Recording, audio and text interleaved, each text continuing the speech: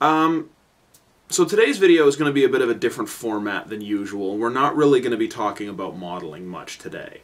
Mostly because I just haven't been able to get anything done in the last week or so. Since my last video, where I had talked a little bit about getting the photo etching, some of the photo etching done, I really haven't had a chance to get anything done beyond that. Because I've just been too busy. I was working all day Friday, most of Saturday, and most of Sunday. Though on Saturday I didn't have to work until the afternoon, and the first half of the day I spent playing paintball. First time I've played in a couple of months. As I said in my last video, I was really excited to play again because I just got my new camera, my little my Contour mini camera. So I took it with me, and I had my my Picatinny rail mount, so I could mount the barrel or the camera on the gun itself. I also my mask. This is a JT Spectra, I believe, which I painted the camo myself, and kind of regret it because it looks kind of stupid now because it's flaking off. And anyway, but the camera itself came with this this flat surface mount that I epoxied onto the side of the mask so that I can actually mount the camera on the side of my head, so you can get like a really good POV as I'm playing. And it looked really cool. I was really happy with how it looked. As it is, though, because the camera shoots with such a wide angle, it has a 170-degree wide field camera, so that's like almost directly out to the side. Whatever you're shooting at from the front, unless it's really close up, has the effect of looking really far away. It's kind of like your passenger side car mirror, where it says you know, objects in mirror are closer than they appear. So if you've got something at more than like 10 or 20 feet distance from your camera, it looks really small. On the upside, though, this does shoot in 1080p, so you can use your editing software to artificially zoom in and expand the frame. And speaking of editing software, in my last video I did say that I was looking to upgrade from Windows Movie Maker, which I should have done a long time ago, because I've pretty much gone as far as that software can take me. I went ahead and I picked up a copy of Adobe Premiere Elements. It was a little more than I really wanted to spend. I kind of wanted to keep my budget around $100. It ended up being about $130. But based on the preliminary playing around with the software that I've done just today, basically, it seems like it's going to be a really impressive, really fairly easy to use, but very powerful piece of software. So for the next little while, until I get it sussed out, my videos are probably going to be a little cruder than usual, as I kind of figure out the ins and outs of how everything works. But it should be fun.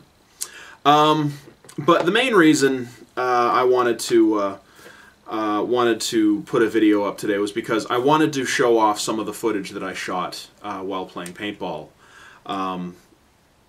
Most of it was just kind of but there were some really good shots, I think. You know, some points during the day where I was popping out of cover, getting some really good shots off on distant targets. You know, other games where I was just standing on the sidelines just watching, you know, seeing some really cool action happening. There was this one sequence on a field. I play at a facility called TNT Paintball, which is just outside of Victoria, BC, in a town called Machosen. And one of their fields is called Grog's Nest. Now, it's not what you would consider a traditional paintball field. If you're not familiar with paintball, you probably think of people running around in the forest.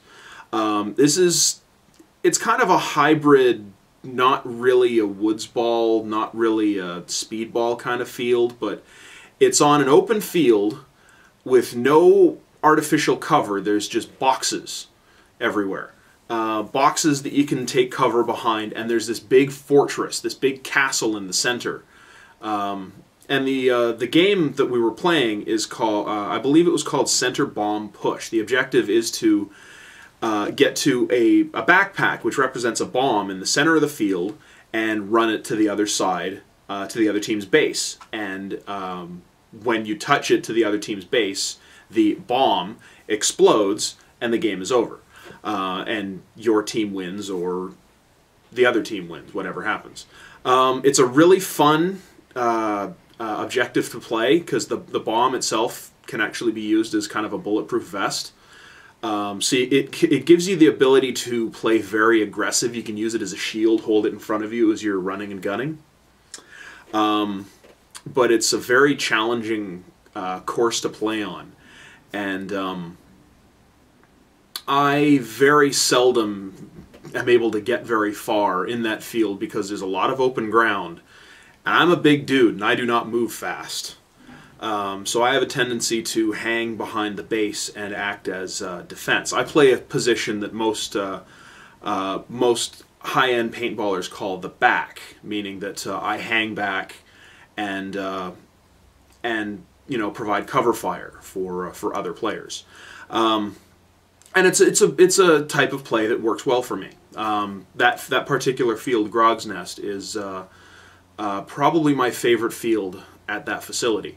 But there was one move that I happened to catch that really impressed me. That was a really nice move. This little kid, he was probably about 14, 15 years old, was hanging out behind one of these bunkers, and he had this little tiny pump gun that holds maybe 10 or 15 rounds, and he's behind this box, and there's this guy ahead of him, maybe at about 15 feet behind another box. This kid pops up, like, bam, one shot, nails the guy at about 15 or 20 feet. Instant kill, perfect shot, absolutely beautiful. Everyone watching was so impressed. And that's one of the advantages to being small when playing paintball, is that you can take cover behind anything. Me, I need a big tall box. I need a big wall. I need a giant 600-year-old redwood tree to take cover behind because I'm such a big target. And the fact that I move so slow. So yeah, it's kind of, I'm at a very much of a disadvantage while playing, but I have a really good time doing it, regardless. Their other field that I really like to play on is called their Urban Assault field. That was the first match that I played that day. It's similar to Grog's Nest in that there's no natural cover to speak of, but this one is full of derelict cars, and there's a big cube van, and your bases are a couple of tents at either end. You can take cover inside of and fire through the windows, or hang out behind, or run off to either side, or take cover behind the rocks, or the tower in the center. There's a big tower in the center where if you're a particularly adventurous player, you can charge into the center and snipe people from the top floor of this two-story tower. I've never been in it, not during a game. I've never been able to make it that far. There's just too much open ground from either end of the field. But when I play, there's this nice pathway that leads right around to the one side of the starting base on the left side of the field, and you can get behind these two barrels that gives you a nice vantage point of the left side of, like, the center and the right, where you can snipe and pick off enemies that are hiding behind several cars or the big cube van. And from there, it's an easy shot straight down to the enemy's base. Unfortunately, while playing on that field, from that position, I had a significant malfunction with my paintball gun. Not sure what caused it. It's never happened before, but I had balls get lodged in my barrel. And firing one ball would just run into the net, into the one in front of it, and then I'd end up with like 3-4 balls jammed into the barrel at one time, and it just turned into this disgusting soupy mess. So I had no choice but to walk off, because I couldn't play in those conditions. The rest of the day I spent playing with my Tippmann X7, which I showed in the last video. That's the one that's that I've modeled after the MP5 from Heckler & Koch. That's Koch, K-O-C-H, by the way, just for the record. And I had a great time with it, but damn, it got heavy. The last round of the day we were playing on, or the last round that I was there for anyway, we were playing on their Frontier field, which is, I believe, their second largest field. And it's in the woods. It's what you would consider a traditional paintball field. We're talking lots of natural cover, lots of artificial cover, lots of trees, lots of boxes, lots of stacks of wood, like wood piles, and some artificial walls situated here and there. And we were playing a similar game to what we were playing on Grog's Nest. This game was called Center Flag Push. It's basically capture the flag. The flag is in the center. You're supposed to grab it, take it to the other team's base. When you get to the other team's base, the game is over.